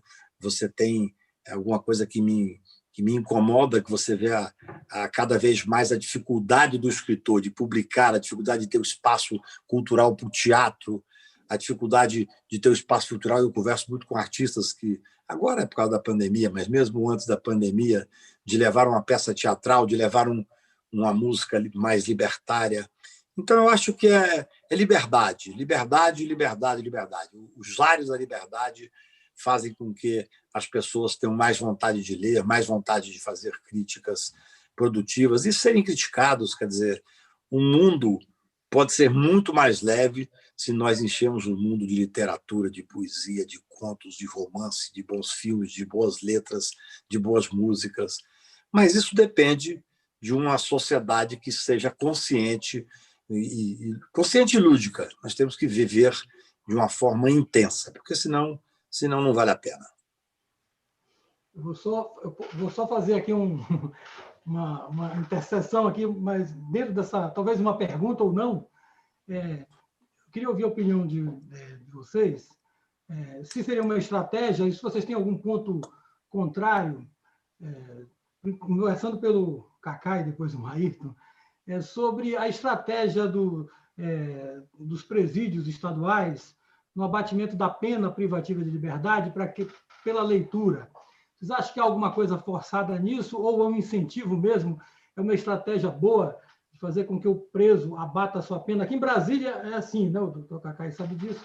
Em alguns lugares, então você faz um abatimento da pena se você ler tal livro e fizer uma resenha de um livro, né? Lógico que há todo um controle, etc. O que vocês acham? É uma estratégia ou vocês acham que isso tem algum ponto polêmico assim, em cima disso? Eu acho absolutamente genial. Eu acho que é uma forma de humanizar a prisão, já tão dura num país como o nosso, nas prisões medievais. O próprio Supremo Tribunal considerou esse estado de coisa inconstitucional exatamente pela miserabilidade dos presídios. Então, você dá a oportunidade, numa tentativa de ressocializar, da pessoa poder abater X dias de pena para cada livro, e ele tem que ler, porque ele tem que fazer uma resenha. Eu acho isso talvez um dos gestos mais humanitários dentro do presídio. Primeiro, que a leitura, de alguma forma, não sei se vocês já leram, o Mia Couto tem 3 ou 4 poemas sobre Diário do Prisioneiro. Não sei se vocês já leram, mas é sensacional. Ele fala exatamente como é que o preso, num deles, como o preso consegue sair das celas quando está lendo, quando está vivendo um outro mundo, em vez de ficar ali fechado. Então, tem esse aspecto da ressocialização, do preso poder sair daquelas agruras do confinamento, e tem também a maravilha de você dar a oportunidade da leitura. Eu acho muito interessante essa hipótese. Ayrton, um livro, ele muda uma pessoa, né? Alguém que foi preso porque cometeu determinados crimes, com a leitura, é possível, sim, a transformação, é possível que, através da leitura, esse preso descubra determinadas virtudes, é possível que ele passe a ter uma visão do mundo e da sociedade totalmente diferente daquilo que ele tinha antes. todos nós que temos o hábito de leitura, nós sabemos o quanto determinados livros tiveram importância na nossa vida para que nós tenhamos determinado tipo de conduta. Quem primeiro, o Valisney, falou sobre essa questão da leitura como redução da pena, foi o nosso colega Mário Jambo, lá do Rio Grande do Norte. Ele começou a fazer esse trabalho já tem algum tempo, e eu me lembro que, na época que ele iniciou, ele foi mal compreendido, ele conversou comigo sobre o assunto, e foi mal compreendido, muita gente falou que é muita moleza, né? Uma vida mansa para o preso, vai ler e isso vai diminuir a pena, mas eu não concordo com essa visão restritiva, não. Eu acho que a leitura ela pode, sim, ser um instrumento para essa redução da pena, e penso o seguinte, que aquilo que o preso vai começar a fazer visando reduzir a sua pena, ele pode descobrir um interesse, um amor pela literatura, e ele próprio passar a escrever também, que pode surpreender muita gente. Então, penso que é uma política bem... Eu sou bem favorável a essa política.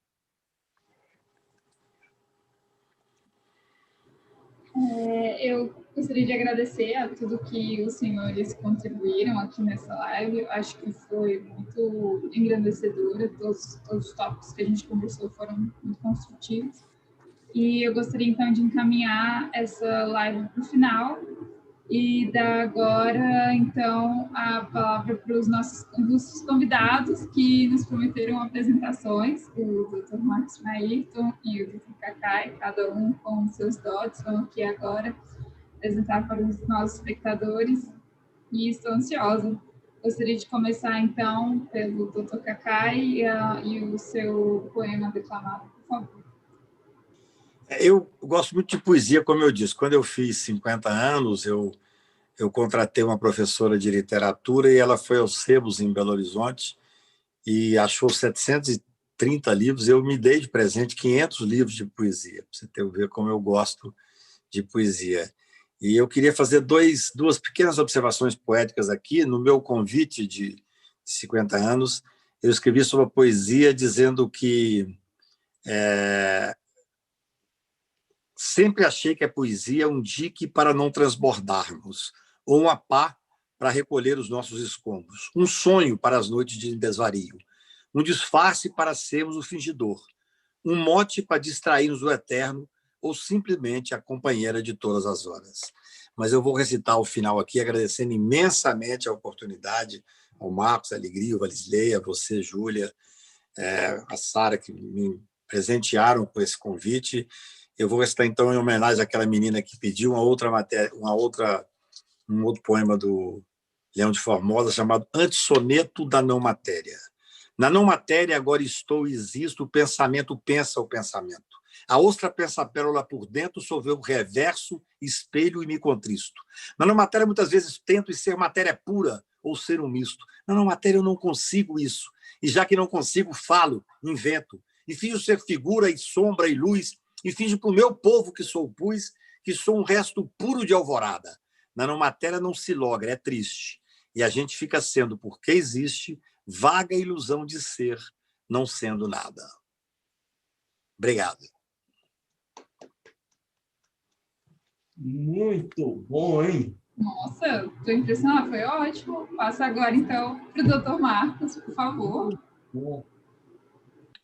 Pessoal, a minha poesia ela é bem simples, bem cotidiana, né? Então, eu vou pegar o violão aqui, não sei se vai aparecer o violão, olha. Minha poesia é bem simples, bem cotidiana mesmo, como eu disse desde o começo, eu sou um contador de histórias, às vezes conto histórias em prosa, às vezes em versos, e às vezes esses versos ganham uma melodia. Especificamente essa canção que eu vou apresentar, eu a escrevi em 2008, quando eu era juiz federal em Mossoró e morava em Fortaleza. Então, toda segunda-feira eu ia para Mossoró, toda sexta-feira eu voltava para Fortaleza, E aí, minha mulher, né, Natália, minha amada, minha musa inspiradora, certa vez, na segunda-feira, eu estava saindo, eu disse, bom, lá vou eu de novo, né, viajar. E ela fez, pois é, você viaja e o que é que eu faço com essa saudade, né? E essa frase ficou na minha cabeça, eu digo, bom, eu sei o que é que eu faço, eu vou fazer uma música, né? E aí, fiz essa música, o que é que eu faço com essa saudade, que apesar de ter sido feita em 2008, só ano passado eu gravei, e agora, semana passada, ela ficou disponível no Spotify, né? Que ela diz assim: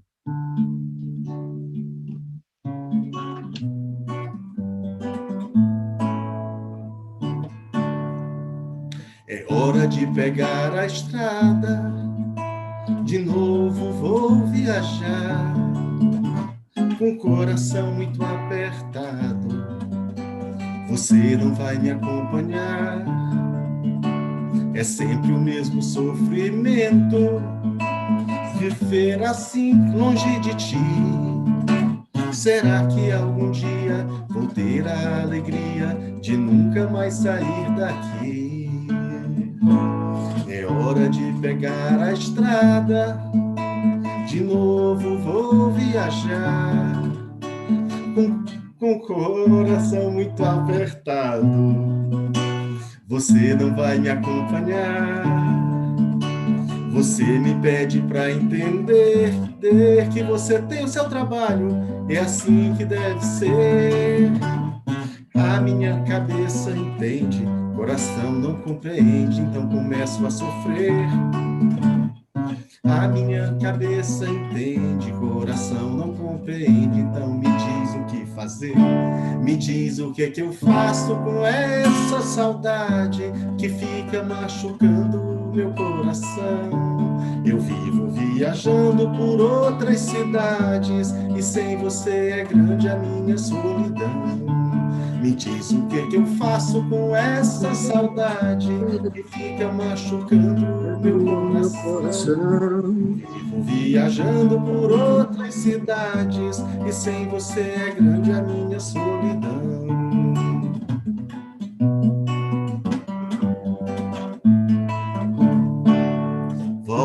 Volta logo, meu amor, vem ficar aqui comigo, não me deixes mais assim. Traz a minha alegria. Agora eu tô nervoso, aí esqueci a letra, ó. Peraí. Volta logo, meu amor, pra estar aqui contigo e a gente ficar assim. Ser juntinho, agarradinho, é ruim ficar sozinho sem você perto de mim.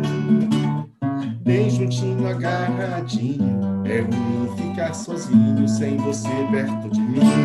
Então o que eu faço com essa saudade que fica machucando o meu coração? Eu vivo viajando por outras cidades e sem você é grande a minha solidão.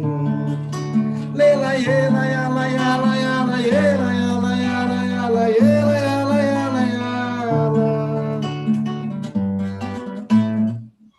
É isso aí. Perdoe-me aí os atrapalhos, mas é porque a situação é bem nova, bem estranha. Sozinho de ir para o computador e sabendo que está sendo visto por um monte de gente. Eu achei impressionante. Muito legal. Foi ótima. Foi ótima. Legal. Ô, Júlia, parabéns. Oi. Eu quero fazer uma reclamação formal para o Valisley, que ele não me contou que o Dr. Marcos era um artista, poeta, cantor, escritor, quer dizer, senão eu não teria tido nem coragem de vir, entendeu? Não, aí se completam, né? Um poeta, um letrista, né? Aí, excelente encontro, muito bom mesmo. Agradeço muito, agradeço a vocês. Eu gostei muito desse final, porque deixou tudo mais leve, né? Eu gostei muito da música e acho que depois a gente pode compartilhar no chat aí o link do Spotify, que eu tenho certeza que todo mundo vai escutar. Vou fazer uma homenagem aqui para o Dr. Cacai e para o Dr. Maírton aqui, já que ele citou o Romano de Santana. Serve para mim e para o Dr. Cacai esse poema, se chama Vício Antigo, viu, Dr. Cacai? Aí, o Afonso Romano de Santana, que é um grande poeta mineiro, né? Eu gosto muito. Ele tem esse poema dele, viu? Vício Antigo. Como é que um homem com 52 anos na cara se assenta ante uma folha em branco de papel para escrever poesia? Não seria melhor investir em ações, negociar com armas, exportar alimentos, ser engenheiro, cirurgião ou vender secos e molhados num balcão? Como é que um homem com 52 anos na cara continua diante de uma folha em branco, espremendo seu já seco coração? Muito bem. Maravilha. Em homenagem ao Maírton, eu tenho que lembrar umas músicas que eu mais gosto. Eu vou só ler, eu não vou cantar. Se ele quiser cantar, ele canta, viu? Mas ele canta porque ele chama A Palo Seco Belchior. Essa é fantástica, né? Se você vier me perguntar por onde andei, no tempo em que você sonhava, de olhos abertos, eu lhe direi, amigo, eu me desesperava. Sei que assim falando, pensas que esse desespero é moda em 76, mas ando mesmo descontente e desesperadamente eu grito em português. É eu não vou isso. continuar porque essa música é fantástica do Belchior. Né? Homenagem a ambos, viu? A minha participação aqui. Obrigado, querido. Muito obrigado a vocês. Agradecer a Uma alegria enorme. Um abraço grande. Também. Abraço, alegria. Um abraço a todos. Abraço, Júlia. Abraço, Sora. Obrigado, viu? Obrigada a todos. Vamos saindo, então. Posso encerrar, né? Sim, nós vamos encerrar no YouTube, professor, só que não sai, não, só para a gente bater um print para marcar esse evento. Um minuto. O já saiu. Tudo bem, mas mais uma vez eu agradeço aos nossos convidados por se disponibilizarem, virem aqui trazerem um conhecimento jurídico e literário imenso. Nós fomos agraciados essa noite com tanta poesia, com música, com tanta coisa bacana. Quero agradecer também a quem nos assistiu e aos nossos colegas extensionistas. Esse evento ele é feito pelo projeto Habeas Liber, que é um projeto que justamente tem esse objetivo, tornar a cultura literária acessível a todos. Essa nossa live hoje é só mais uma dessas atividades que a gente faz buscando atingir esse objetivo. E, claro, tudo isso não seria possível sem o apoio do professor Valisney, nosso convidado de honra aqui hoje, e também das pessoas que nos apoiam, doutor Marcos Maírton, Cacai, outros juristas que passaram, por exemplo, pela nossa Expo Liber, outros juristas que vão estar participando das nossas lives, porque essa live de hoje é um conjunto de 3 lives, a gente tem uma hoje, tivemos, né, uma hoje, teremos uma em novembro e a última do ciclo 2020 em dezembro. Enfim, eu só tenho a agradecer, me sinto muito honrada por estar aqui hoje, podendo ao lado da Júlia conduzir essa live. Muito obrigada a todo mundo que assistiu e aos nossos convidados. Vou encerrar no YouTube, pessoal.